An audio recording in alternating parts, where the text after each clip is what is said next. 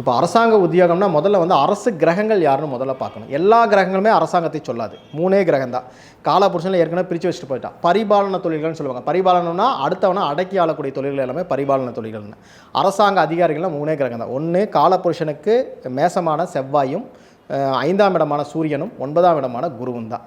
அப்போ செவ்வாய் இன்னொரு செவ்வாய் வேலை செய்யுது. இந்த மேஷம், அதே போல் சிம்மம், அதே போல் தனுசு, இந்த 3 வீட்டுக்கு அதிபதி யாரோ அவர்கள் தான் உங்களுக்கு அரசாங்க தொழிலை சொல்லக்கூடியவர்கள்.